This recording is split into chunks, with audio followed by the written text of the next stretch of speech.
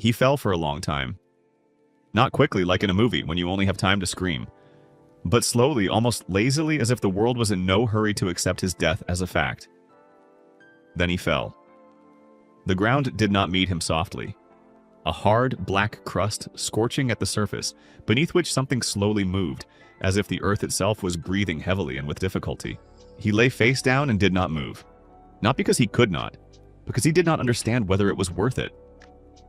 Then he realized that he was burning. Not entirely, only his palms. The surface was too hot. He still got up, slowly, raised his head and looked ahead. His name was Damien. Before this, an ordinary person. 32 years old, a translator, loved strong tea and maps of places he had never been. Died absurdly.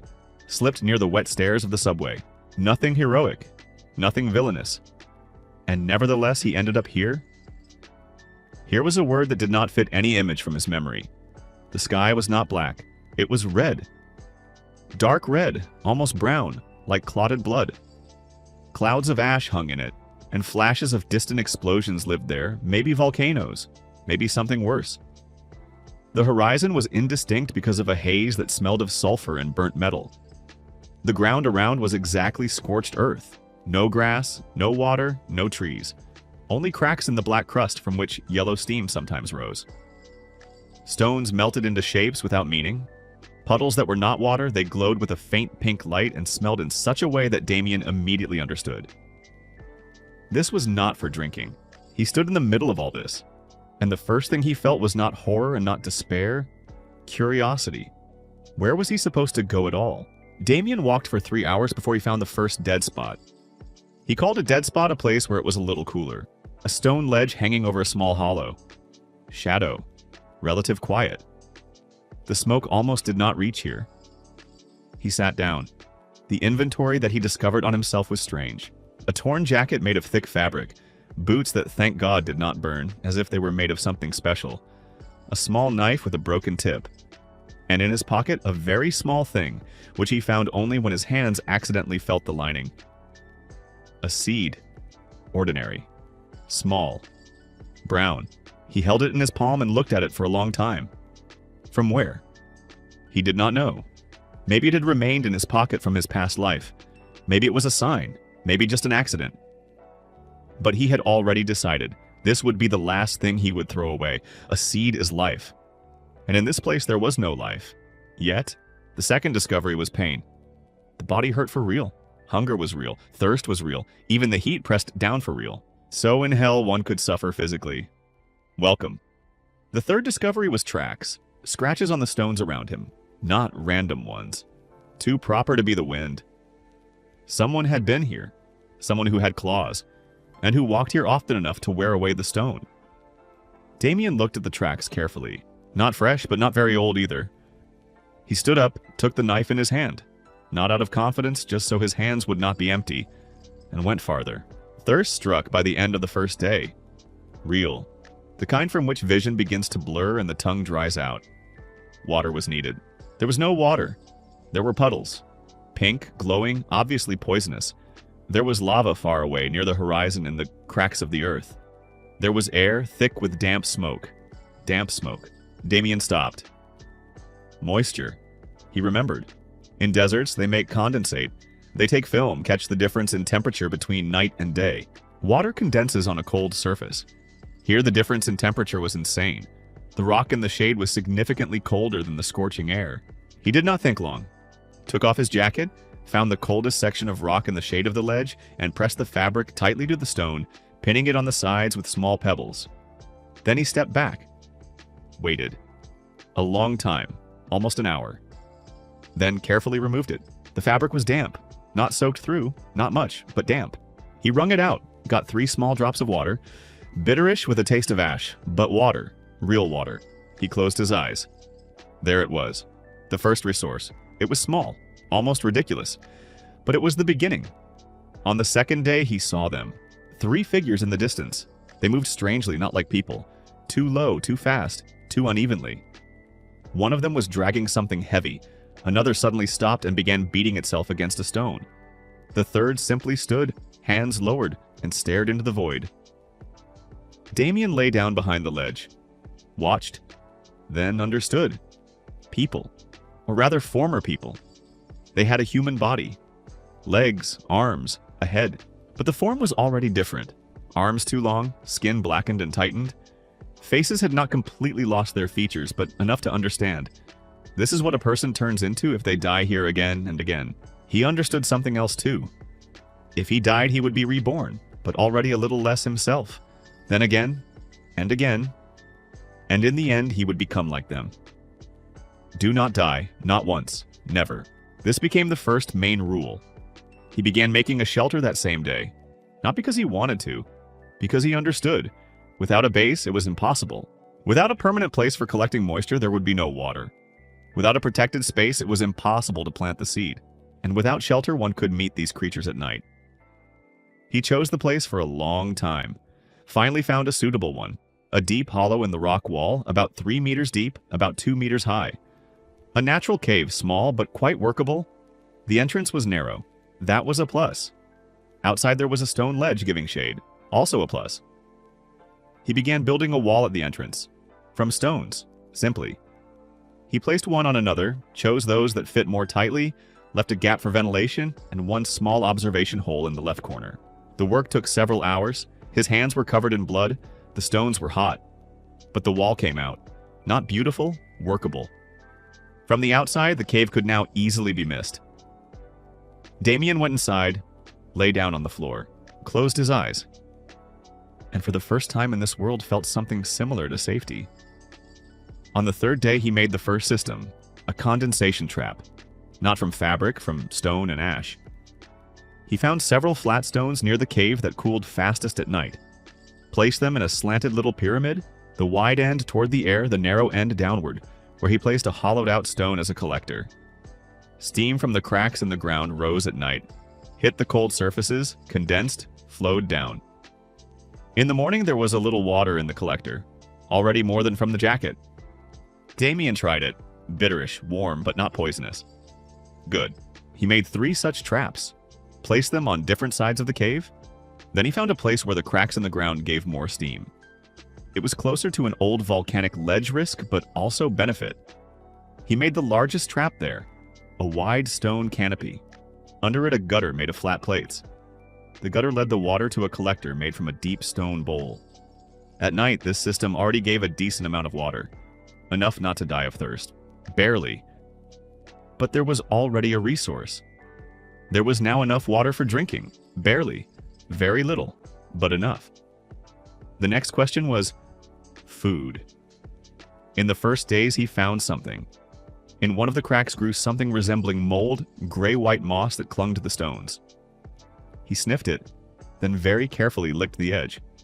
Bitter. Not deadly, almost not nutritious. But it was organic matter.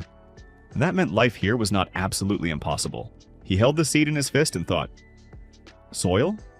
No normal soil, only ash, cinders, and hot stone. Water? There is but little. Heat? There was too much of it. Light? He looked at the sky. The dark red sky in which flashes and clouds of ash constantly lived, but sometimes through them seeped a strange reddish light, uneven, flickering but constant. So there was light. Not sunlight, but there was. He began thinking about a greenhouse. A greenhouse is essentially a closed space in which the necessary temperature, humidity, and protection are maintained. In the ordinary world, it is made against the cold. Here, a greenhouse against heat was needed. He needed protection from direct heat below, protection from ash above, moisture inside, at least some kind of soil. Soil. He carefully inspected the surroundings of the cave. Moss, ash, soot. Ash from something burned very long ago. Dust. He began collecting all of it. He scraped moss from the walls, ash from old cracks where there had long been no fire. He collected ash into his jacket and carried it to the cave. Mixed it. Added water from the condensate. Mixed again. The first attempt was bad. The mixture did not hold, crumbled, dried out. The second was a little better.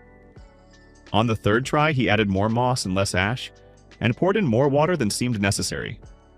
A thick, sticky, ugly mixture came out, like very bad soil. It would do. He made the greenhouse from stones and bones. Yes, there were bones here, among the debris near old fire pits. Whose they were, he tried not to think. He placed flat stones in a circle. Inside, the resulting soil. Above, he built a lid from large stone plates, with gaps for light and air, but closed from direct ash. Inside the greenhouse, he placed a small condensation trap, a little tube made from a strip of jacket fabric glued with ash. It dripped directly to the roots. He took the seed, held it in his palms, examined it, small, smooth, alive, and planted it in the very center. Then he closed the lid and sat beside it, and simply waited. Time passed. How much, he did not know exactly. In hell, time moved strangely. A day could last like 3, and night could flash by between 2 flashes of the red sky. He maintained the condensate, watched the greenhouse, repaired the wall at the cave, collected moss from the walls, and ate moss in small pieces, bitter, viscous. He did not die, but was constantly half-starved. On the 5th day, he saw a sprout. Small, barely visible. Pale green, almost white, thin as a thread. It stuck out of the soil mixture and reached toward the light through a gap in the stone lid. Damien looked at it for a long time. Did not believe it at first. Then leaned down and very carefully touched the ground around the sprout with his finger. Warm, a little damp, alive. And then something broke inside him. Not badly, but well. Something that had kept aside all this time let go. He laughed, alone in hell beside a stone greenhouse over one single sprout. He laughed for real, because it was the best thing he had seen since the moment he fell here. His name was Nar. Damien did not know this name at first. He simply saw a figure sitting by a distant stone and watching the greenhouse. For 3 days already. Every time Damien went out, the figure was there. On the 4th time, Damien did not hide. Went out, sat opposite, looked. Nar was a demon, or was becoming one, his arms already slightly longer than normal, his skin darker, his eyes with yellowness. But he sat normally, looked normally, and did not rush at him. That was important. Have you been dead long? Damien asked. A long silence. I don't remember exactly, Nar finally answered. His voice was hoarse but human. How many times have you died? Nar looked at his hands. Enough. And you are still thinking. For now, yes. Damien nodded. Then we have time. Nar finally looked at him directly. What is that? He nodded toward the greenhouse. A sprout. Nothing grows here. It already grows. Silence. Nar looked for a long time, then quietly said, How? Water from the air. Soil from ash and moss. Protection from direct heat. Nar was silent for a long time more. Why are you doing this? Damien looked at the greenhouse. Because I do not want to become what those 3 by the southern stone became. The ones who no longer think. Nar lowered his gaze. I do not want to either. Then help. Nar was silent. Why do you need a demon helper? Damien grinned. Because a demon with brains is better than a loner without a tail. Nar almost smiled. Almost because his face no longer did that very well. Good, he finally said. And this was the first expansion of the team. Nar turned out to be more useful than Damien expected. Not because he was physically stronger, although that too, but because he knew places. He had lived here longer, wandered farther, seen more.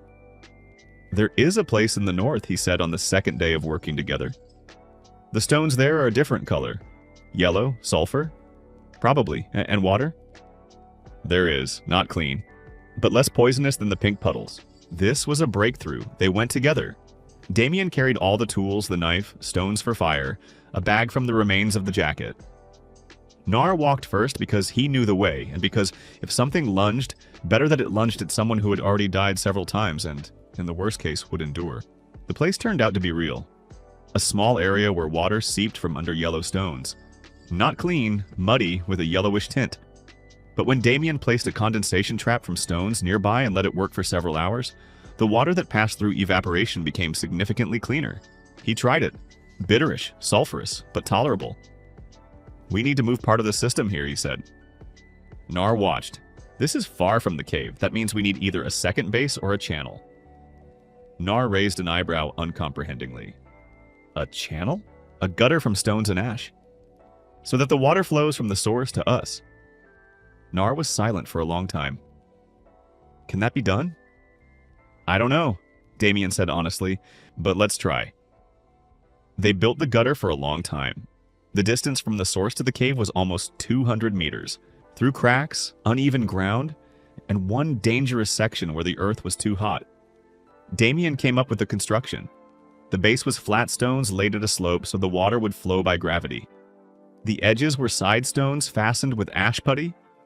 Over the hottest sections, a layer of dry ash as insulation so the water would not evaporate too quickly. Nar worked without complaints. Strong, enduring, not afraid of the hot. He carried stones where Damien could only stand nearby. Sometimes he stopped and looked at his hands.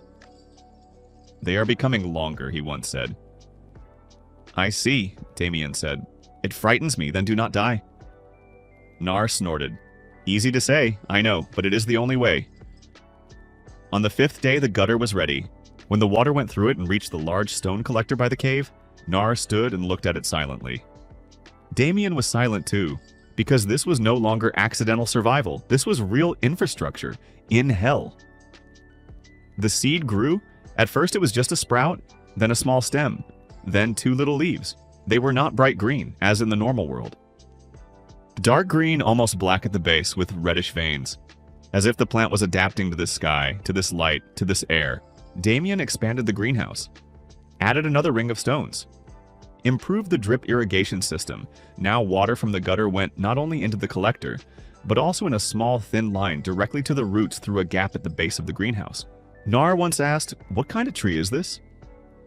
"I don't know," Damien answered honestly. "You planted a seed without knowing what would grow from it?" "But I knew that it was alive." Nar looked at the sprouts. "Do you think there will be fruit here? If there is enough water and time, yes." "And we have no time," Nar said gloomily. "We do," Damien objected.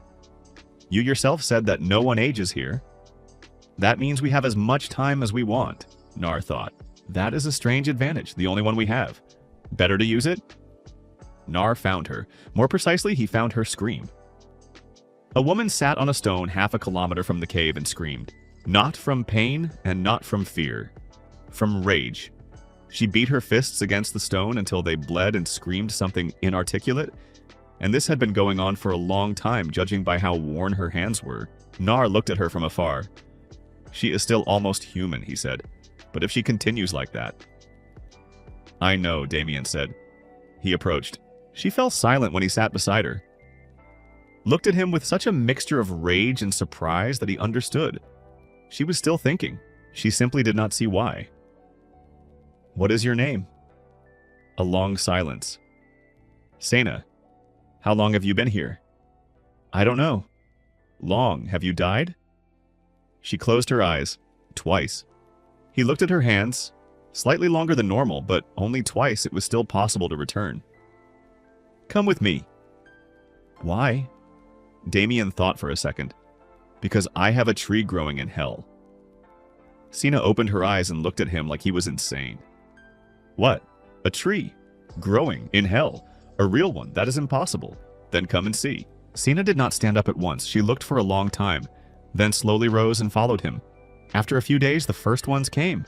Not just demons with consciousness, the ones that had lost their reason almost completely. 4 creatures from the south.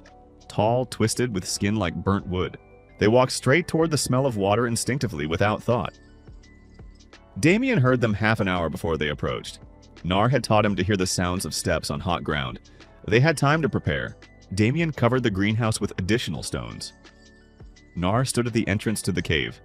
Sena by the gutter, with a large flat stone in her hands. The first monster approached and roared low, like something mechanical. Nar did not wait. He stepped forward and struck at once without warning. In hell, he understood that warnings do not work with those who have no language. There was a fight. Short, harsh, and unpleasant. Damien did not fight, he thought. Looked for weak spots in their movement, threw stones to distract, blocked the way. The monsters left. One could not. Nar stood with a torn shoulder and breathed heavily. "Does it hurt?" Sena asked. "Yes," Nar answered in surprise. "It still hurts here." "That is good," Damien said. "It means you are still alive." Nar looked at him. "You strangely rejoice at someone else's pain. I rejoice that you feel it." After the attack, Damien began building a wall. Not the temporary masonry at the entrance to the cave, a big one. An outer perimeter around the cave, the greenhouse, the water collector, and the gutter. It was ambitious for 3 people in hell. But there was no choice. Nar carried the heaviest stones, his changed arms gave strength. Sina turned out to be precise and attentive. She laid the flat slabs better than anyone so that they held without mortar. Damien made a mixture of ash, sulfur, and water, an analog of rough mortar. Not ideal, but it fastened the stones enough. The wall rose slowly, day after day, a ring around their small world. For now, a little higher than human height, with one entrance, which was closed by a heavy stone slab.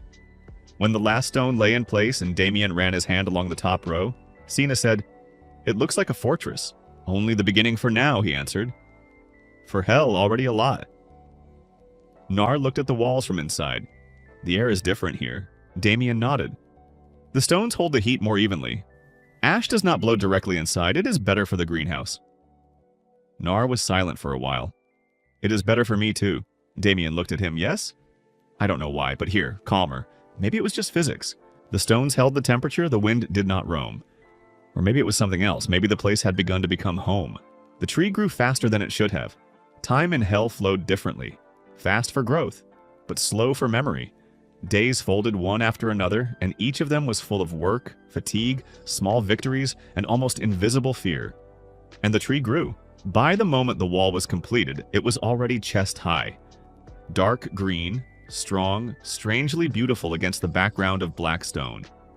The leaves shone as if covered with a layer of light wax. Sina came to it first every morning. She talked to it. Quietly, almost inaudibly.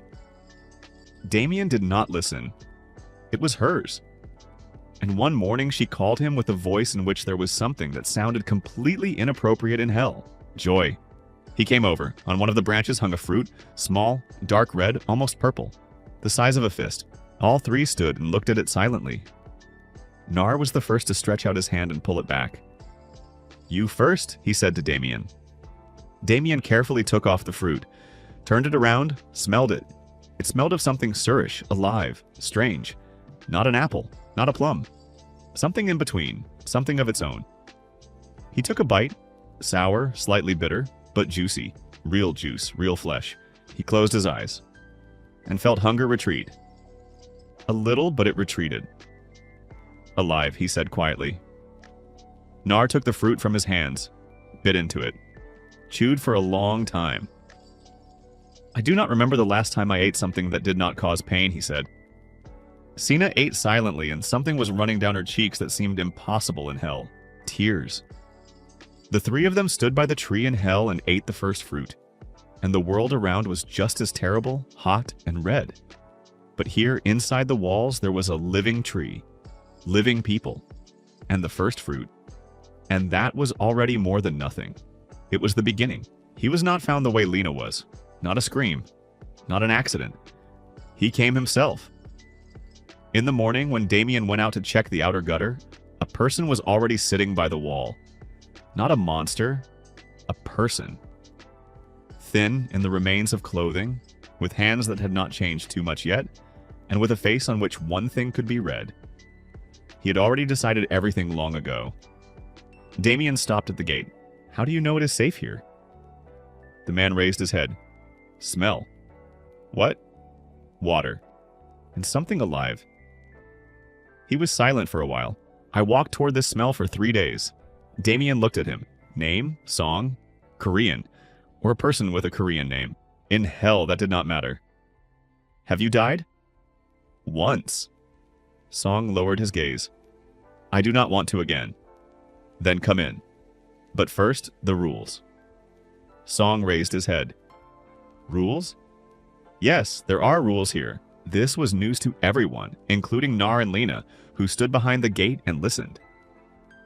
Damien said them aloud for the first time, not because he had only just invented them, but because he understood. When there are more people, rules must be spoken, not just thought. First, do not die, at any cost. This is the main thing.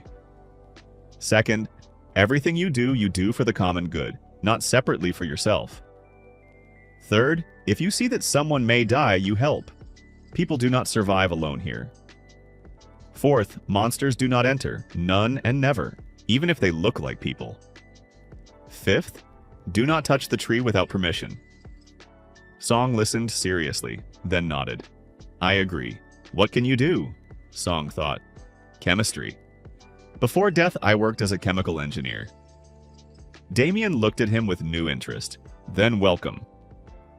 Song inspected their water system an hour after arriving. Silently, attentively, with the face of a person who sees not water, but formulas. Then he said, your water from the gutter contains sulfur, possibly a small amount of acid and traces of other substances. I know that, Damien said. Bitterish. Bitterness is not the worst thing. The scary thing is that with long use, it accumulates. Song looked around. Do you have anything porous? Not metal. Stone. Volcanic tuff can be found, Nar said. In the north. Bring it. Nar left. While he was on the way, Song inspected the greenhouse. He looked at the tree for a long time. Touched the leaves. It has adapted, he said. Do you see the red veins? I see. This is not a disease. This is adaptation. It extracts something from the air that is not in the soil. This world is changing it. But it lives. Is that good or bad? It is interesting, Song answered. And for the first time in all this time, something like fascination flashed across his face. When Nar brought the tuff, Song began the filter. Simple. Almost primitive, but chemically justified. He made several layers. Large stone, then medium, then fine porous tuff, then ash that Damien had specially calcined in the heat. The water passed through it slowly, drop by drop. But what came out below was noticeably cleaner. Song gave it to Damien to try. He tried it. Better. Much better, Song corrected. The hydrogen sulfide partly went away. The sediment too. Can this be drunk constantly? For now, yes. If we find a cleaner source, we will switch to it. Damien looked at the filter. Simple, rough, made from nothing. From porous stone, ash, and time. But it was progress. Real, measurable progress. Damien was not searching by chance. After the first tree gave fruit, he began walking along the perimeter farther than before. He inspected cracks, old hollows, dark corners between stones. Where there is life, there are always traces, and he found them. Not a seed. Spores. Small, almost invisible, gray-brown dots on the inner side of a large flat stone. Mushroom spores. Maybe. He carefully scraped them off with a knife into a small piece of cloth. Brought them to Song. He examined them for a long time. Mushrooms? Damien asked. Something mushroom-like, Song answered evasively. Everything here's a little different. Can we try to grow it? Mushrooms need organic matter. A base. We have moss, ash, remains of the fruit. Song thought. We will try. But not in the greenhouse with the tree. Separately. Why? Because we do not know whether it will be symbiosis or competition. Damien nodded. That was reasonable. They made a second greenhouse, smaller than the first. Squat, with a dark inner surface, Damien coated the walls from inside with wet ash and let it dry, creating a dark porous surface. Inside, a mixture of moss, ash, and ground fruit flesh. Spores on the surface. They covered it from above so that there was air, but direct heat did not get in. And again, they waited. Nar sat beside the greenhouses every evening. Sena once asked him, "Why do you constantly sit here?" Nar was silent for a second. Because when you look at something that grows, it is harder to think about bad things. Sena lowered her gaze. Yes, she said quietly, and also sat beside him. This attack was different. Those who came were not just lone monsters going toward the smell. There were 7 of them, and they walked organized in a line with proper distance, covering one another. This meant only one thing. Among them, there was someone with consciousness. Nar saw them from the upper stone that served as an observation post. They are coming from the east. 7 of them? Formation? Yes. So they have a leader, Damien said. He thought quickly. Monsters without reason are strength and instinct. They need obstacles and noise to throw them off. But monsters with a leader are tactics. They will look for a weak spot. There was one weak spot, the gate. He made the decision immediately. Song inside covered the greenhouses with additional stones. Sena up above with stones. Nar at the gate. And you? Nar asked. I am outside. What? If the leader is inside the group, I need to see him before they reach the wall. Nar looked at him. This is madness. This is tactics. And he went out beyond the gate.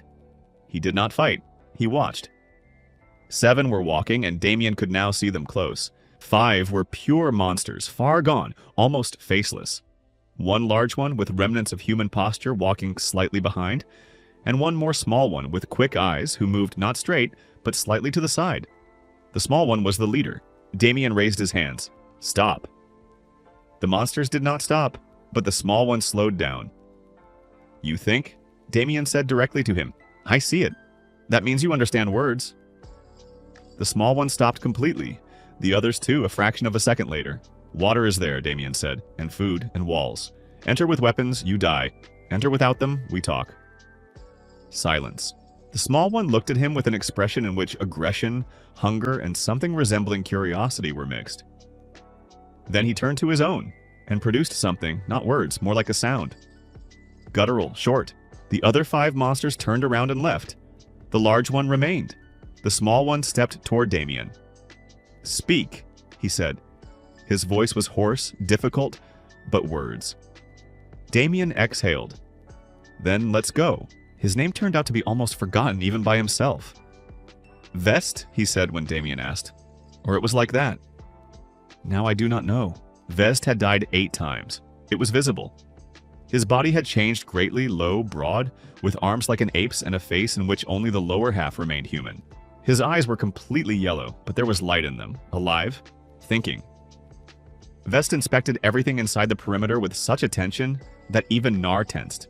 But he touched nothing, only looked. He stood longest by the tree. It is real, he said, not as a question. Yes, Sina answered.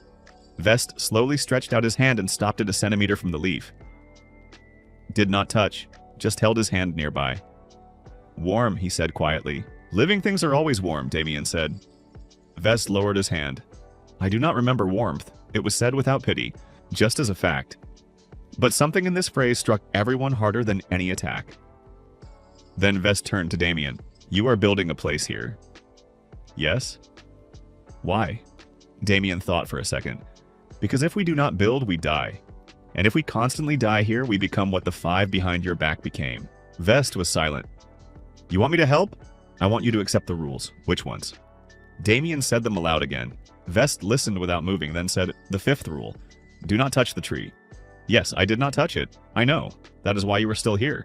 Vest looked for a long time, then quietly said, the large one with me will stay.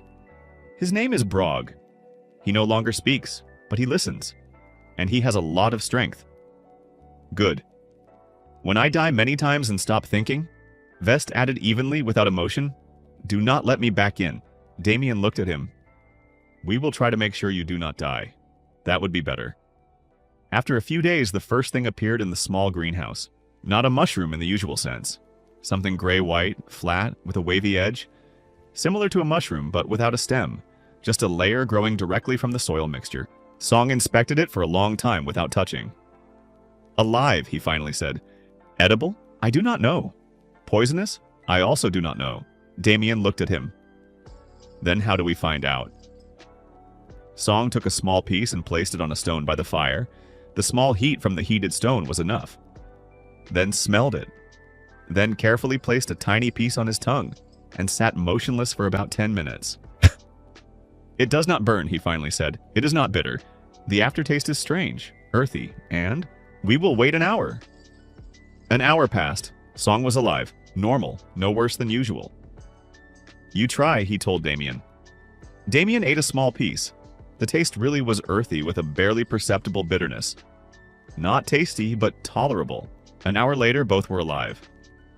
That counted as a success. Will it grow on its own? Damien asked. If the base is not touched, yes. We only need to add moisture and a little organic matter. Then we make more such greenhouses. Song nodded. And one more thing. What? I need to try adding something to the soil mixture from the crack by the western exit. What is there? A strange sediment. Red, fine. I think it is organic carbon. Where is it from? Song looked at him. From what was alive before, a very long time ago. Damien understood. So there had once been life here, or something like it, and that something had died and become part of the soil.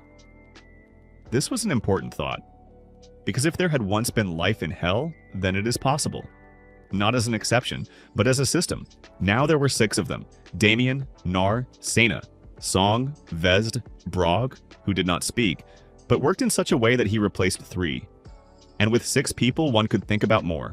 Damien began designing a large greenhouse. Not a small ring of stones, a real enclosed area. He wanted a space at least 4 by 4 meters, stone walls chest high, an upper covering made of flat plates with adjustable gaps to change ventilation, an inner gutter for watering, several sections for different crops, a separate bed for the mushroom layer, and the transplanted tree in the center. Sena stopped him on the last point. You want to transplant the tree? It is already big. The small greenhouse is restraining it. If we transplant it, it may not survive, Damien thought. If we do not transplant it, it will press against the stones and stop growing. Are you sure we need to risk it? No, but I am sure that leaving it cramped is definitely bad. Sena looked at the tree for a long time. Then I will do it myself. Why you? Because I have been with it from the beginning. It knows me. Damien did not argue. In hell, where rationality was everything, sometimes one had to trust the irrational. The large greenhouse was built by the whole team. Brog carried stones that the others could not move. Vest dug. His changed hands easily entered the hard soil. Nar laid the walls with the precision he had gained since the first construction. Song designed the ventilation system. Damien watched the overall scheme. Sena prepared the soil. She did it carefully, like a ritual. Ash, moss, red sediment from the western crack, water through the filter, a little flesh from the fruits of the previous harvest. Kneaded, mixed, tested by touch. Too dry, add water. No, if I add it now, then it will dry out faster later. Another base is needed. She found a small layer of dark, almost oily mud in one of the old cracks. The smell was not very good, but the structure was dense, holding moisture. Song sniffed it. This is an old organic layer. Very old. Suitable for soil? In a mixture, yes. Sena added it. The soil came out different, more alive to the touch. Dark, heavy, real. The transplanting of the tree took a whole day. Sena did everything slowly. First, she dug around the roots carefully without damaging a single one. Nar helped support the clod of earth. Vest and Brog carried everything into the center of the new greenhouse. Then cover the roots, water, close from above, leaving gaps, and wait. The tree stood motionless for 2 days. Not a leaf, not a movement. Sena did not leave it for long. On the 3rd day, she saw, on one of the branches, the youngest one, a small folded leaf had appeared. Tight, dark, shiny. The tree lives, she called everyone. They stood and looked at this one small leaf. This was a moment that Damien remembered forever. Not because it was a great achievement, but because in that moment 6 completely different beings, people, half-demons, changed ones. Those who had lost something important in this place stood together and looked at one leaf with one and the same expression. Hope? Vest became the main scout. Not because he was appointed. It simply turned out that he knew more about hell than all the others. He had died many times, walked a lot, seen a lot. He told stories in the evening when the team gathered by the greenhouse. In the north, there's a place called the Burned Center. It always burns there. Nothing can be built there. Is that his territory? Damien asked. No one's. It simply burns. And in the east? In the east there are those who died too many times long ago. They do not attack at once, but they remember malice. That is dangerous. Are there still living people? With consciousness? Vest thought. There are. A few. I saw 2 on the western slope. They are afraid of everything. They hide. Do not come out. Have they heard about us? The smell of water spreads. Soon they will hear. Damien nodded. When they come, we accept them. If they agree to the rules. And if they do not agree, then they do not enter. Vest was silent for a while. You're building something like law. I am building a place where one can live. One cannot live in hell. Before, one could not grow trees either. Vest looked at the greenhouse. You are stubborn. Call it whatever you want. Vest almost smiled. I call it dangerous. A pause, but useful.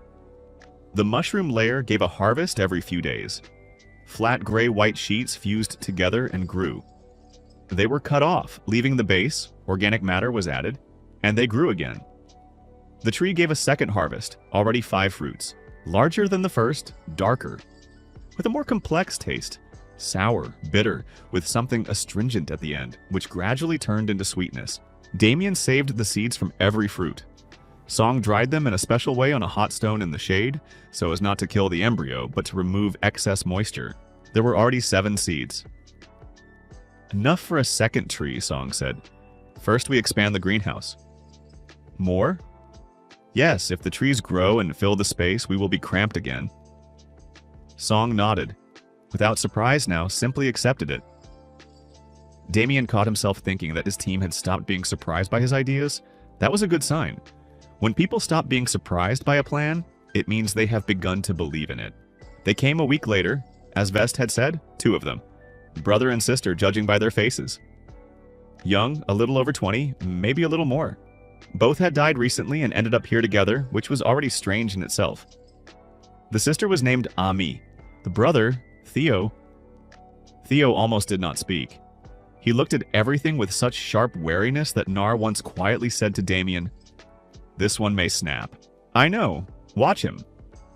Ami spoke for both of them. Quickly, nervously, but intelligently. "We saw your light at night," she said at the first meeting. Light? Damien did not understand at first. Yes. Green. Weak.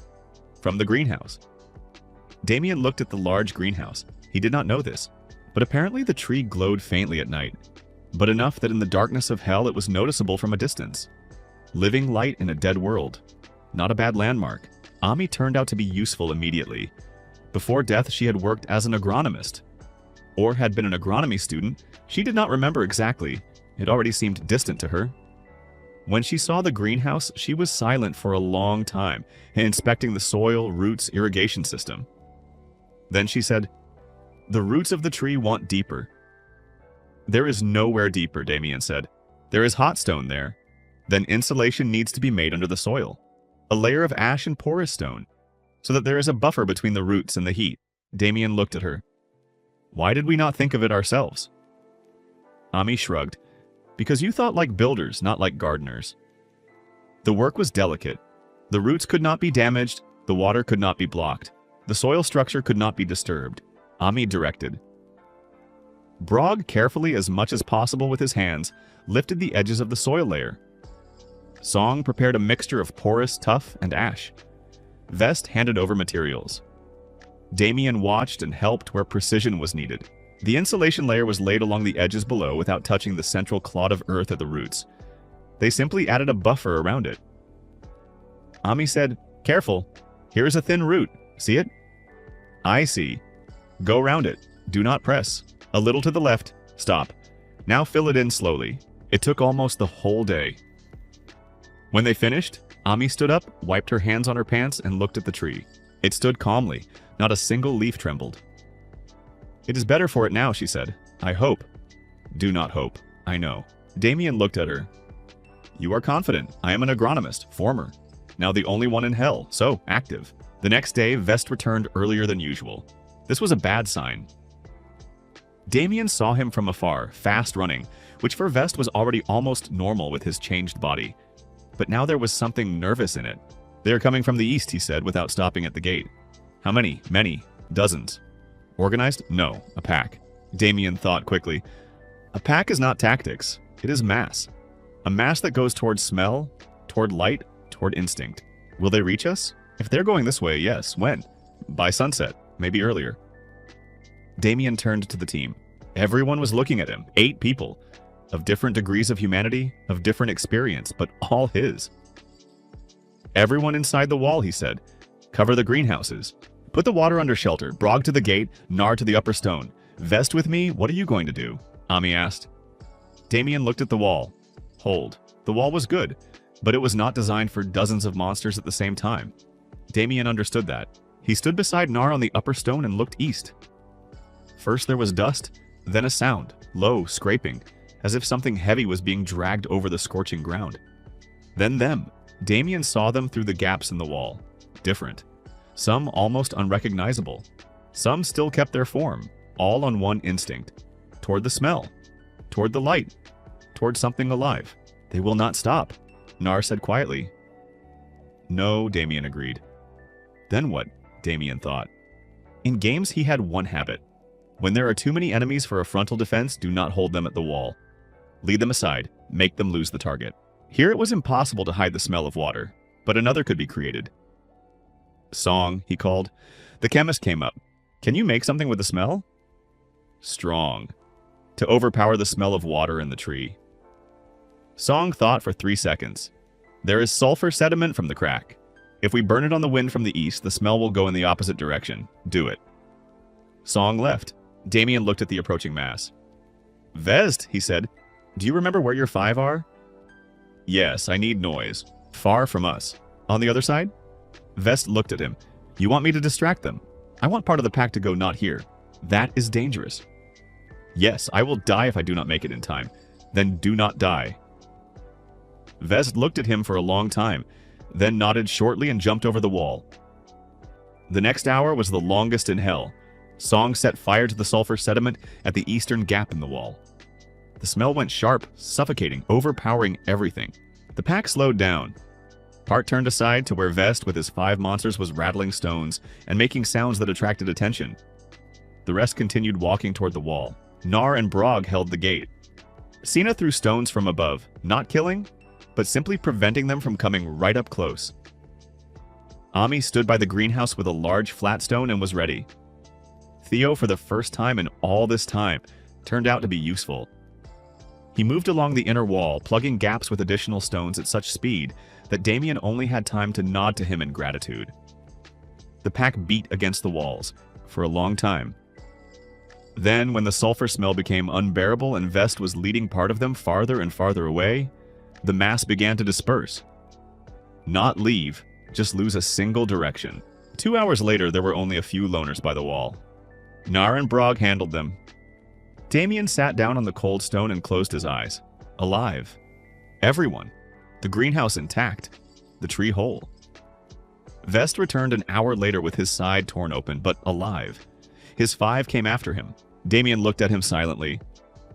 You said not to die, Vest said. You managed. Barely. That is enough. After the pack, there was silence. Long, heavy. Then Sina said, we need a higher wall. Yes, Damien answered. And a second line. Yes, and distant posts. Yes, and more people. Damien looked at her. You have begun to think like a builder. Sina shrugged. No choice. Song, who was sitting nearby, added, we need not only a wall. We need something that will keep the pack from coming here before they reach the wall. What do you mean? A chemical perimeter. A sulfur smell around the outer zone. Permanent? Not necessarily, only in case of a threat. But always keep supplies. Damien nodded. Good. The list of work is this. Raise the wall, distant posts, sulfur supply, second line. And a second gutter, Ami added. If a pack blocks the first source, we need a second. Agreed. The team looked at him, tired, damaged, some barely human outwardly, but alive. Thinking. Building. Damien stood up. Rest today. Tomorrow we begin. No one objected. At night, Damien sat by the greenhouse alone, looked at the tree. In the silence, in which every now and then the distant sound of hell could be heard, the rumble of the earth, the crackle of stone, something distant and constant, the tree was glowing. Weakly, barely. Green light, soft, almost unnoticeable at another time. But now, at night, after the pack, after the fear, after the work, it was clearly visible. Living light in the deadest place. Damien thought about how much still lay ahead. A higher wall, a second water source, a second gutter, new trees, expansion of the team, sulfur perimeter, distant posts. And then what? When all this was done, what next? He did not know. But he knew one thing. In the place where he was told to die, he was growing a tree. In the place where everything was supposed to be fire and pain, there was water and fruit. In the place where people turn into monsters from despair, there is a team that chose something else. This is not paradise yet. Far from paradise. But it is no longer just hell. It is the beginning of something that does not yet have a name. And Damien sat, looked at the green light, thought about tomorrow's walls, and felt almost good. Almost. But in hell, that was already very much. In the morning, Theo spoke for the first time. Not much, one word, but it turned out to be important. Damien was checking the upper row of the wall. Several stones had shifted during yesterday's pack, They had to be reinforced when he heard behind his back, Eden. He turned around. Theo stood by the greenhouse and looked at the tree. What? Damien asked. Eden, Theo repeated. His voice was quiet, hoarse from long silence. This place should be called Eden. Damien looked at him. Eden is paradise. No. Theo shook his head. Eden is a garden. Paradise comes later. First, a garden. Damien was silent for a long time, then looked at the tree, at the walls, at the gutter, at the greenhouses, at the people who were waking up and beginning their morning tasks. Eden. Good, he said, and discussed it no more. The place received a name. They began building the second wall immediately. Not because the enemy was standing at the gate right now, but because in hell the enemy always comes when you think you have time. Damien had long understood. In this world, you cannot build only when it is burning. You need to build in advance. He marked out the perimeter of the second line, wider than the first by 20 meters on all sides. This gave space between the walls, a narrow corridor in which a pack could be stopped, even if it broke through the outer line. The concept was simple, 2 rings instead of 1. The first restraining, the second main. Between them, traps, sulfur supply, stones for dropping. Vest listened to the plan and nodded. This is smart. This is standard, Damien answered. Not for hell. Not for hell yet. Nar grinned. You say not yet too often, because not yet is not a refusal. It is a plan. There was a lot of stone. In hell there was enough stone. The problem was different. Large blocks required a lot of strength to move, and small stones did not give the necessary strength to the wall. Brog solved this problem, not because he was specifically asked. Simply one morning Damien saw Brog standing by a large stone block, and looking at it so long that it itself already seemed like work. Then Brog struck the block from a certain side. Once, then again. The block split evenly into 2 almost perfect parts. Everyone fell silent. Brog lifted one half and carried it to the wall. He can split stone, Song said quietly. I see, Damien answered. That is valuable. Very. Damien approached Brog. He did not speak, simply looked. Do you understand me? Damien asked. Brog nodded. Then you are now in charge of stone. Brog nodded again, turned and went to the next block. Thus, the first material specialization appeared in the team. The second wall rose faster than the first, because there were more of them now, because they had skills, because Brog gave proper blocks, because Nar already knew how to lay so that each stone held without extra mortar, and because now there was meaning. That was important. When a person, or a half-demon, or an almost demon sees that his work is part of something larger, he works differently. Vest once said it in words better than Damien could have himself. When I wandered alone, I carried stones so as not to think. Now I carry stones so that something stands. The difference is big, Damien answered. Yes, Vest agreed. Very big. While the wall was being built, Song searched for water, systematically. Every day in the morning, a short outing with simple tools. A knife, a piece of cloth, a small collector made of stone. He checked cracks, watched the steam, tested sediments by smell. On the 4th day, he found it. Not a surface source, a deep one. In a small crater to the northwest where the ground had collapsed long ago and formed a bowl. Water from condensate gathered naturally in the bowl. The place was low, the air above it colder. The difference gave sediment. The water in the bowl was better than by the yellow stones. Not ideal, but better. Song brought a sample, ran it through the filter, gave it to Damien to try. This is almost normal, Damien said. By the standards of hell, very normal, Song answered. Can we make a gutter here? The distance is greater, and the terrain is more difficult, but yes. Then we do it. The second gutter was built in parallel with the second wall. This was madness. 2 large projects at the same time with 8 people. But Damien distributed it like this. 4 on the wall, 2 on the gutter, 2 always inside for guard and greenhouse. Ami began complaining that she did not have enough hands for the new garden. I do not have time for the tree and the mushrooms and preparing new soil, she said. You need an assistant. We have no spare people. Not yet, Damien answered. Ami looked at him. You are saying not yet again. Because new ones will come soon. How do you know? Because the green light is visible far away at night. The 5 monsters that had helped Vest during the pack did not leave. They stayed at a distance from the wall, not inside, not outside in the usual sense, somewhere between, in the dead zone around Eden. Vest spoke with them every day. Damien watched from afar. It was strange. Vest communicated with them not in words, more with sounds, gestures, some mixture of one and the other that Damien did not understand. One evening he asked directly, "Can they become part of the team?" Vest thought for a long time. 2, possibly. 3, no, they have gone too far. What does 2 possibly mean? The 2 still have something inside. Not words, but something. Protective instinct, attachment. If given a reason, they will choose it. What reason? A place, the smell of water, food, the tree. Damien looked at the 5 by the outer wall. 2 of them were sitting. One was looking straight at the greenhouse through a gap, for a long time, motionless. "Try," Damien said. "If it does not work, then they stay outside, but they will not enter inside without rules anyway." Vest nodded. For the next 2 days, he worked with them. On the 3rd day, 2 entered through the gate. They did not speak, barely moved at first, stood at the entrance and sniffed the air. Then one slowly approached the greenhouse, stopped a meter away, just stood nearby. Sina looked at him. "He is afraid to break it," she said quietly. "Yes," Vest agreed. "Then he suits us." Vest's 2 were named simply first and second, not because they had no names, but because they did not remember theirs and had not found new ones yet. The team became 10. Theo built silently and quickly. When he stopped being just a frightened person by the wall and began working, it turned out that he had a special talent. He saw the structure, not like a drawing, like space. He could look at a section of wall and immediately say where the weak spot was, where another stone was needed, where the excess could be removed. Damien noticed this on the 2nd day of building the 2nd wall.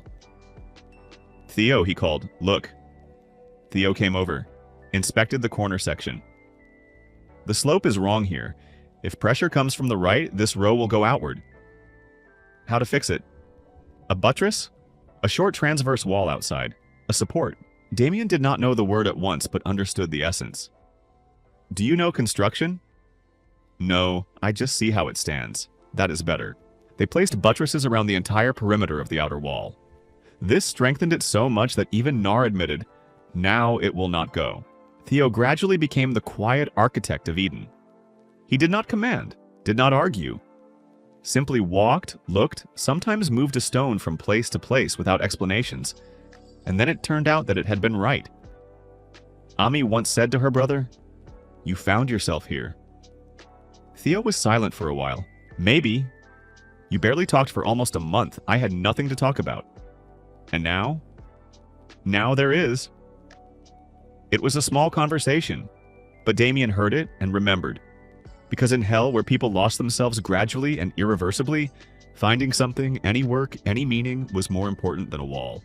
A wall holds from the outside. Meaning holds from the inside. The mushroom layer spread. Ami expanded the small greenhouse once again and added a new section there specially for it. The mushrooms grew not only in flat layers now, small rounded forms appeared, resembling caps. Different ones. Some completely white, almost glowing, some dark, almost black at the base. Song checked each new species. "This one can be eaten," he said about the white ones. "The taste is neutral, there is satiety." "This one I am not sure," he said about the dark ones. "We observe for now." "And this one?" Ami showed a small one with an orange edge. Song sniffed for a long time. "Do not touch." "Why?" "The smell is strange. Not dangerous maybe, but strange. You are playing it safe. In hell there is no such concept." Ami sighed but agreed. 3 days later, the orange mushroom grew to the size of a palm and began glowing at night, just like the tree. Everyone came to look. "It is not poisonous," Song said. "It is bioluminescent. Glowing." "Such things exist on Earth," Ami said. "In jungles. This is not a jungle. But something similar is happening." Damien looked at the orange mushroom, at the green tree, at the weak light inside the greenhouse. "If this is visible outside at night," he said, "then Eden now glows even stronger." "Is that bad?" Sina asked. "It means that we will be found more often." And we need to be ready to accept those worth accepting and stop those who cannot be let in." How to tell the difference? Damien looked at the tree. "Those who are afraid to break it are ours." Ami chose the best seed, Of the 7 saved, the largest, with a smooth surface without cracks. Held it in her hands, smelled it, performed a small test, placed it in water, and checked whether it would sink. It sank. That meant it was viable. She chose the place for a long time. Not next to the first tree, she said. The root systems will compete. Then where? In the northern corner of the greenhouse. There is more shade from the wall there, less direct heat, but less light. It will manage. The first tree has already shown that it can adapt. Damien trusted her. The second seed was planted with the same ritual details as the first. Only now it was no longer an accident. It was technology. An insulating layer under the soil, a mixture of ash, moss, red sediment, and old organic matter. Drip irrigation through a thin gap. Enough shade, and waiting. While waiting for the second sprout, Ami began an experiment. She took part of the mushroom layer and tried to grow it directly under the first tree by the roots. Why? Song asked. In nature, mushrooms and trees often live together. Fungal mycelium helps roots get water and minerals. This is not nature. This is something trying to become it. Song looked at her. You think this place is changing? I think this place reacts to what we do. That is too. Song searched for the word. That is too imprecise. I am an agronomist. For me, precision is growth. If it grows, then it is right. Song did not find what to answer, and then, a few days later, when the first threads of fungal mycelium really stretched toward the roots of the tree and the leaves of the tree became noticeably darker, denser, more alive, he only nodded silently. Ami was right. The place was reacting. It was not visible right away. Damien noticed it by chance. A dark figure by the outer wall, motionless like stone. It had been standing there for several hours already. Not attacking, not approaching the gate, just standing. Nar had been watching it from the observation stone for a long time already. He has been there since night, Nar said. Alone. Alone? A monster? I do not know. Too motionless for a monster. Damien climbed up, looked. The figure was tall. Too tall, over 2 meters. Its clothing, or what remained of it, was black, almost merging with the stone. Arms long, but the posture was human. More human than Vest's now, although Vest had died only 8 times.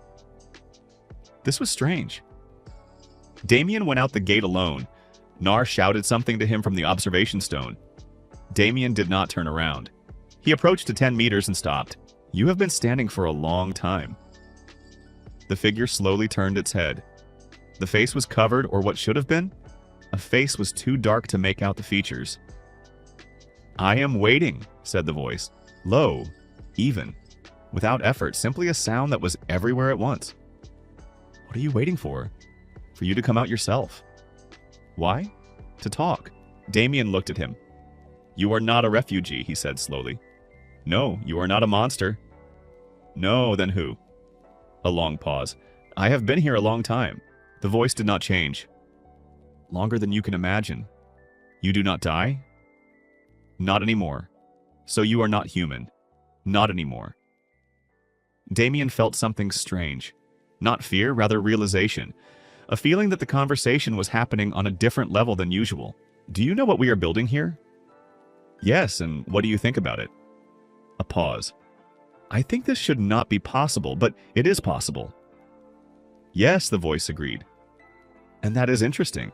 He had been called, or was called, differently. He himself did not give a name.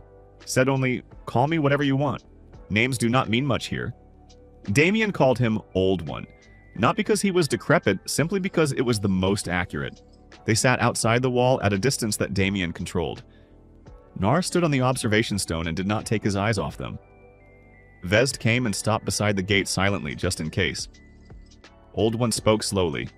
Not because he could not speak quickly, but because he was used to a different time. This world was not always like this. Like what? Damien asked. Burned out. Empty. What was there before? A pause. Life. Not like yours. Different, but life. Damien listened. Then something happened. Then people came, the Old One said. Your world found a way to throw here what it did not want to keep. Malice, cruelty, despair. And there became too much of it, and life left. Life was crushed. The Old One looked at Damien. What you are doing inside your walls is the first time in a very long time that something alive is not just holding on here, but growing. Are you against it? No, then why did you come? The Old One was silent for a while. To warn. About what? That hell is not empty. It is governed. And what you are building has already been noticed, not only by those who died and became monsters. Damien felt cold despite the heat around him. Noticed by whom? By those who decide what is possible here, and what will they do? I do not know. For the first time in the conversation, the Old One turned his head slightly, and Damien saw some detail of his face from the corner of his eye. Something that had once been human, and had very long ago become something else. But they will come to look. And that is not the same as a pack. They are smarter. They are different, Damien thought. What do you advise? Build faster, the Old One said. The more living things you create before they come, the harder it will be to destroy it. Life is harder to kill than emptiness. Damien nodded slowly. Will you help us? No, why? Because I am not against you, but I am not with you either. I observe? Have you observed for a long time? Very. And what have you seen in that time? The Old One stood up. I have seen everything that came here. A pause. You are the first who began to build, not destroy. And he left. Slowly, toward the side that seemed simply like darkness between the stones. Damien sat for a long time after he left, then stood up and went in through the gate. Nar jumped down from the observation stone. Who was that? I do not know exactly. Dangerous? I do not think so. What did he say? Damien was silent for a while. That we need to build faster. He gathered everyone in the evening, truly everyone for the first time, including first and second who did not speak but understood, including Brog, who sat by the wall and looked at the fire. Damien told them about the conversation with the Old One, without unnecessary embellishments, just facts. When he finished, there was silence. Then Song asked, Who are those who govern hell? I do not know. Demons? Not in the sense in which we use the word. Then who? Damien looked at the fire. I think they are the ones for whom this whole world is a system. And in this system, we are doing something we are not supposed to do. Sina quietly said, We live. Yes, Damien agreed. We live where we are only supposed to suffer and die. Vest listened, then said, That means they will come to stop us. Possibly. Then we need to be stronger before they come. Exactly. Nar raised his head. How? Damien looked at the greenhouse, at the tree, at the glowing orange mushroom, at the second wall which was almost finished. We need not just to strengthen the walls, we need to expand the garden. More trees, more water, more life. Because the Old One was right, life is harder to kill than emptiness. We will not make it in time, Theo said quietly. We will make as much as we make, Damien answered, and that will be more than nothing. Silence. Then Amy said, We have 5 more seeds. If all sprout, 3 trees total. Plus mushrooms, plus moss, plus new soil, plus the second water source when the gutter is ready. Damien looked at them. 10 beings, people, half-people, almost demons. Different, broken to different degrees, but alive. Thinking, his team. Then we begin tomorrow, he said. They built the gutter to the northwestern crater for 4 days. The terrain was difficult. Several ledges, one deep collapse that had to be bridged. The bridge became a separate task. Theo designed it. Brog shaped the stone. Nar laid it. The construction was simple, but it worked. 2 large, flat stones laid as spans, with supports at the edges. Above, a gutter that carried water across the collapse. When the water first passed over the bridge and flowed farther toward Eden, Theo stood nearby and looked with an expression that Damien could not name exactly. Are you satisfied? Damien asked. Theo was silent for a while. I built a bridge in hell, he said. That is, yes, I am satisfied. Damien smiled, not because everything was good, but because it was the right moment. When the second gutter began working, the water reserve in Eden doubled. This changed a lot. Ami immediately got the ability to water more. Song expanded the filtration system. There was now always a supply in the collector not only for drinking, but also for the needs of the greenhouse. Damien introduced a new rule. Always keep a reserve supply of water. Never spend it completely. Why? Sina asked. Because if they come and block the gutter, we must have a supply for several days. And if longer?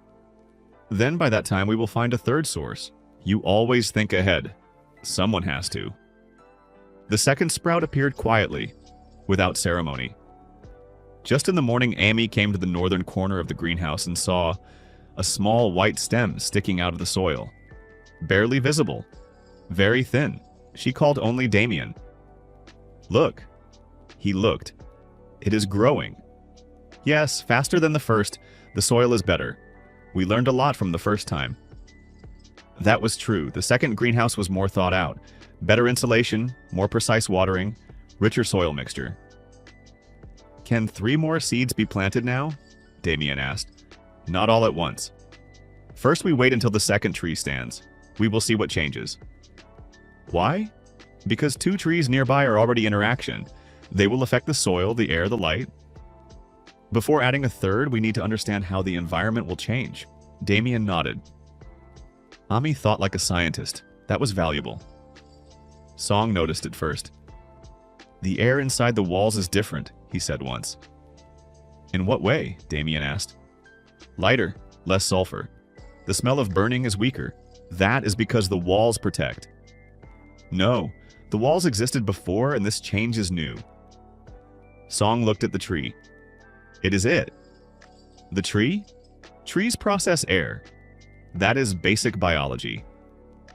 A pause. I just did not think it worked in hell too. Damien looked at the first tree, then at the small sprout of the second. So the more trees, the better the air. Theoretically, yes. And practically? Practically, we need a garden, not 2 trees. We are working on that. Song nodded. I want to try something else, he added. What? Neutralize the acid from the pink puddles. If enough ash solution is added to it, the pH will change. It will stop being poisonous. Why? Because there is water there. A lot of water. If we make it usable, our reserves will grow many times over. Damien looked at him. Can you do that? I do not know, but I will try. How much time? Several days for an experiment, then try. At night, Eden now glowed seriously. The green light of the tree. The orange light of the mushrooms. A faint bluish reflection from the water in the collector. Damien stood on the observation stone and looked at it from above. A small glowing oasis in a dark red world. Beautiful. Impossible. Real. Vest climbed up beside him. They see it from afar, he said. I know. New people will come. Yes, and those the old ones spoke about will come. Also, yes, are you not afraid? Damien thought. I am afraid, he answered honestly, but that does not change what needs to be done. What needs to be done? Build, grow, hold on. Vest looked at the light of Eden. Do you know what I thought when I died for the 8th time? He said quietly. What? That this was it. That there was no more meaning. That the next time I would stop being myself. But you did not stop. Because of the smell.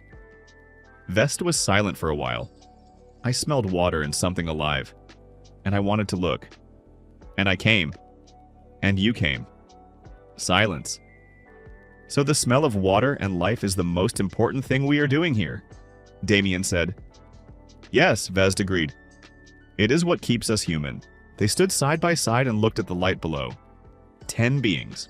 1 fortress, 2 trees, mushrooms, water, and light that was visible in the darkness of hell from a very great distance, to where there were still people who did not know that one could hold on, to where there were those who had lost hope and did not know that there was a place called Eden that glowed green in the night, and to where, sooner or later, those who did not want there to be a garden in hell would come from. But that would be later. Now there was light, and Damien looked at it and thought not about threats. He thought about the 3rd tree, about the 4th gutter, about how if the acidic puddles were neutralized, there would be enough water for an entire forest, about how a forest in hell would give air that could be breathed without bitterness, about how if the air became cleaner, those who had not yet decided to die would come here, and about how then Eden would become not just a garden, but the beginning of something hell had never seen. He did not know what they would call it, but he was already building it, stone by stone, tree by tree, person by person. In the darkest place that existed, a living light was growing, and that was enough. For now. Damien was not the first to understand it, and not Song, and not even Vest, who usually felt danger before the others. Sina was the first to understand it. She stood by the outer wall at dawn when the red sky had not yet become brighter and suddenly said, "The air has changed." Damien turned. In what sense? Sina slowly inhaled. It is as if watching. It sounded strange, but Damien did not brush it off. In hell, strange things were most often forerunners of trouble, not stupidity. Song came out of the greenhouse a minute later, with the face of a person who had already seen the same thing but did not want to be the first to say it. The pressure in the air is changing, he said. Weather? No. Too even. This is not weather. This is presence. Vest, standing at the gate, only threw briefly. They are coming to us, not a pack. Not lone monsters, not wanderers, not half-demons, not hungry former people. Others were coming. Damien saw them from afar, 3 figures walking slowly across the scorching plain, as if the heat did not touch them at all. They did not hide, did not run, did not look around. They simply approached. These are not the ones the old one has in mind, Vest said quietly. How do you know? Damien asked. Vest looked at him. Because these ones are not afraid. They come like masters. When they came closer, it became visible that they were not exactly demons, and not exactly people. The shapes of their bodies were too even, too whole. Dark skin with a metallic shine, white eyes without pupils, strange plates on their shoulders as if part of their body had been cast or forged, not grown. Damien immediately understood. These were not victims of hell.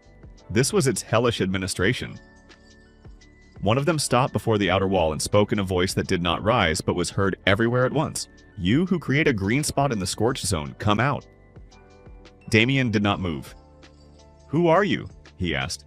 The one who watches the balance. Sina exhaled quietly. Song turned pale, or would have if his skin still allowed paleness to be seen. Vest tensed. A balancer, he whispered. A bad thing. Damien did not take his eyes off the guest. What do you want? Inspection. The voice was empty like stone. You have interfered with what must remain dead. I planted a tree. You change the order. Order is when everything rots and dies? Then it is bad. Silence. Then the second of the envoys took a step forward. You speak like the living. That is rare, because I am alive. Was alive, that one corrected. Damien felt cold inside. These beings did not see him as a person. They saw him as a failure, as a violation of the rules. I am not going to stop, he said. The balancer was silent for a second. We know that was the most frightening thing of all. They had not come to destroy Eden immediately. Not yet. First to count. The third of the envoys stopped by the wall and began an inspection. Not with hands, with his gaze. And Damien suddenly understood that he was not just looking. He was measuring. How much stone? How much water? How much living matter? How much fire? How many people? And the most unpleasant thing, how much more could become alive if they were given time? You have no right, Damien said. The balancer turned his head. Right has no meaning here. Structure matters. Then I am building structure. You are building an exception. It was said calmly, without contempt, and that only made it worse. Exceptions destroy the rule, he continued. If you allow the growth of one green island, others will see, and try to repeat it. And is that bad? For the system, yes. Damien clenched his teeth. So your system wants everything to be dead? No, the balancer answered. It wants everything to be defined. Living things can also be defined. Living things cannot. Damien understood that arguing was useless. Before him was not a villain in the human sense. It was a function, a machine representing the law of hell. And that was exactly why he was dangerous. The envoys left as calmly as they had come. But after they left, Eden seemed to become smaller. Not physically. Psychologically. Santa was the first to feel it. She sat by the wall, hugging her knees. They will return, she said. Yes, Damien answered. They will count us as a mistake. Yes, and? Damien looked at the tree. And that means we must become not a mistake, but a new norm. Song exhaled. That is impossible. There is already a tree in hell, and mushrooms, and water. Which of that is impossible? Song was silent, then slowly nodded. Then we need to speed up. Yes, how much? Damien looked at the walls, enough so that by the next visit they see not a garden but a city. This was not a joke, it was a plan. They began building at once, not waiting, not discussing for too long. The third wall had to be not around the first garden, but around the expanded zone, where new beds, a second row of trees, and water reservoirs were already planned. The northern sector of Eden was chosen for expansion. There it was a little cooler and there was less direct heat from the cracks. Ami immediately said that this was the best place for a young tree. Song suggested making a moist stone ridge with a mushroom layer there. Theo drew the outline of the new perimeter on the ground, so quickly as if he had always been doing this. Vezd asked, "Why so fast?" "Because they have already been here," Damien answered. "That was not a visit, it was a measurement. And what now? Now we will let them see what they cannot simply evaluate in one pass." "What exactly?" Damien looked at the plan. Growth. The third wall had to be more massive than the first two, because now Eden had to do more than hide. It had to withstand the pressure of the world. Damien came up with a system of internal supports, not just circles, but sector division. Each zone had its own purpose: water, trees, mushrooms, reserve, housing, defense, emergency exit. Theo supported it immediately. "If something breaks through, we will not lose everything at once." "Exactly," Damien said. Song added, "And if they manage to destroy one sector, the others will continue working." Damien nodded. This was no longer a base, it was an organism. And they came. Not those who were already almost monsters, not agents of the system, not envoys, just people. First 2, then 4, then a group of 7 walking toward the smell of water and light. All had the same story. They had wandered, died, hidden, grown tired, heard that somewhere there was a place where one could avoid becoming a beast. The stone perimeter of Eden now glowed stronger in the night, and it was like a beacon. Damien did not accept them all at once. First a check, then work, then an oath to the rules. Sena was the harshest of all.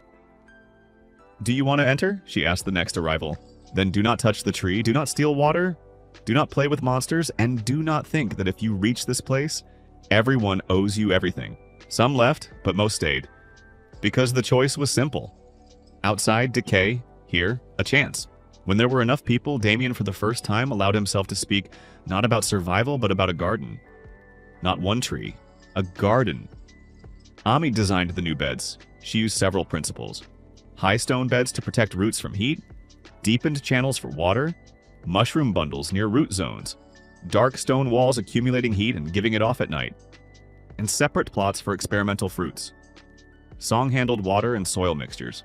Sena handled labor distribution and gathering. Theo handled construction. Nar handled outer defense and those who still came from outside. Vezd handled scouting. Brog handled stone. And Damien handled everything at once.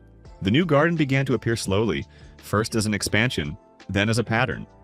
Then as the idea that in Hell one could make not one island of life, but a chain of islands. The old one returned a few days after the second visit of the envoys. This time, not to the wall. He came in the quietest part of the night, when only Nar and Vezd were on duty. Damien was called at once. The old one looked the same. Or almost the same clothing, the same voice. But there was something heavier in his movements, as if he carried more than the last time. "They are not pleased," he said without greeting. "I know. Now they will decide that this needs to be closed." Damien was silent. "Can they be stopped?" The old one looked at the tree. "Only if you do something that is inconvenient for them, not only to destroy, but also to explain." "What does that mean?" "Spread life." This phrase hung heavily. "You said that as if it were a weapon." "It is," the old one answered. "In this place, life is a weapon against the system." Damien understood. Not completely, but enough. How exactly? Not one tree, not one garden, not one fortress, a network, many points, many places. Then they will not be able to say that it is an accident. And if they destroy everything, piece by piece, then it will take them time. And time is what you still have more of for now. Damien nodded slowly. "Do you know what will happen next?" The old one was silent for a while. "There will be a strike." "When?" "Soon." Damien did not wait for the strike. He decided to create what could only be called one word. A network. Not just Eden. Neighboring points. He sent Nair and Vez to look for places where there was at least some natural moisture, shade, or mineral structure capable of holding water. Song gave them small filters and advice on purification. Sena recorded the routes and marked stable zones. Theo designed portable stone barriers, small modules that could be quickly assembled on site. Brog even suggested making stones with even edges in advance, so assembly would be faster. "You want a city?" Ami asked when she heard the plan. Damien looked at the map. There were already several points on it. Main Eden, Northern Reserve, the crater with clean water, the mushroom place, the site by the sulfur crack where Song had found minerals. If everything works out, each point will be autonomous. Not completely, but enough so that a strike on one will not destroy the whole system. Yes, he said. I want a city of gardens. Sana smiled for the first time in a long time. That sounds almost beautiful. It should. The strike came unexpectedly, but not entirely. The Old One had warned that they would try to destroy not the center, but the periphery. And that was exactly what happened. At night, the Northern Reserve, where Song had begun purifying a deeper source, was attacked. Not envoys, not directly the system. Monsters. Many. A pack gathered by someone's hand. Among them were two almost human ones, clearly with remnants of consciousness, but already in a severe state. Damien learned about the attack from a flash of signal, a small fire at the distant point. Theo had invented this system of signal stones with illumination. If pressed and the right powder was ignited, a visible burst appeared. He saw the signal and understood immediately. North. Everyone jumped up. Nar was already running to the gate, Vez to the farthest route, Damien with Lena and Song to the reserve. When they arrived, it became clear the enemy was not simply striking at the water. It was striking at the filters, the stone reservoirs, and the road. It wanted to force the reserve to lose function. But the Northern Reserve was already part of the network. Theo and two new people were holding the entrance. Brog was dragging stones, closing the breach. Song, seeing the damage, clenched his teeth and immediately began rebuilding the filter. Damien understood that they needed not just a fight. They needed rebuilding right in the middle of the attack. Hold the left side, he shouted. Do not let them reach the central bowl. The monsters tore inward, but now Eden had depth. They were not fighting for one place, they were fighting for an entire system. And this was already something completely different. During the attack, something happened that no one expected. Ami, who was by the northern ridge, saw how the roots of one of the young trees began to glow. Not strongly, but clearly. And not just glow. They seemed to release a thin network through the soil. Damien, she shouted. Look! He turned around.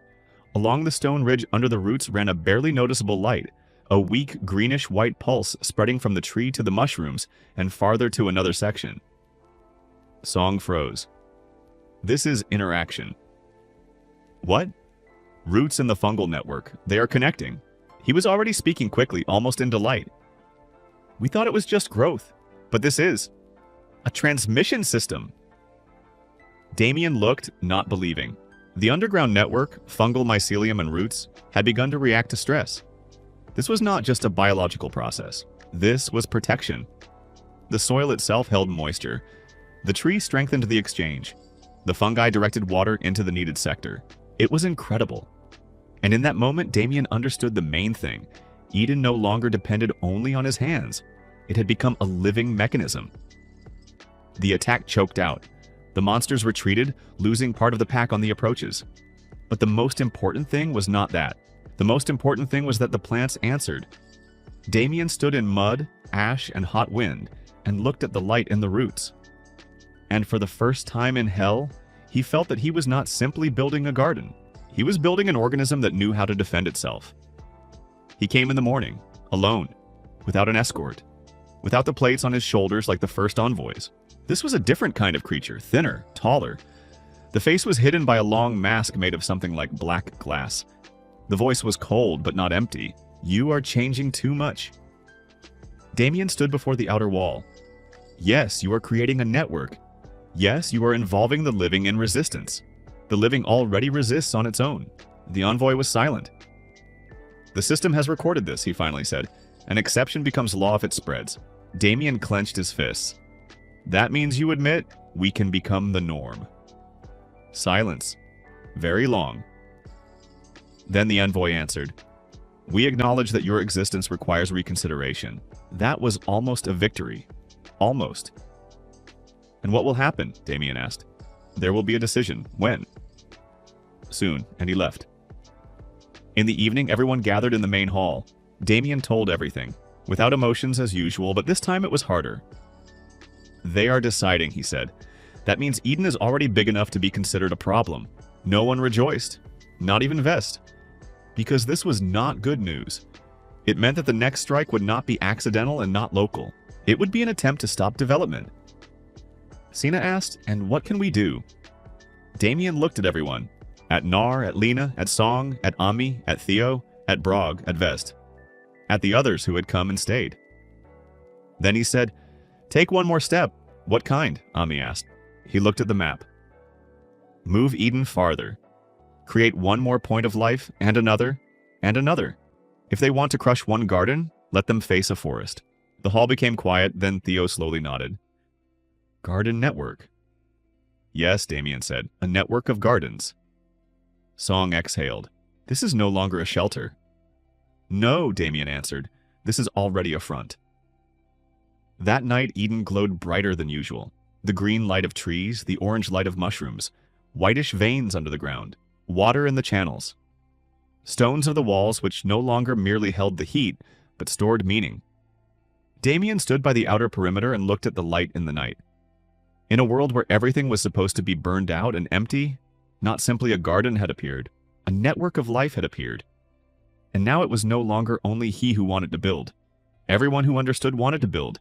If hell can be made better than paradise, then paradise is not a place. It is work. And it had already begun.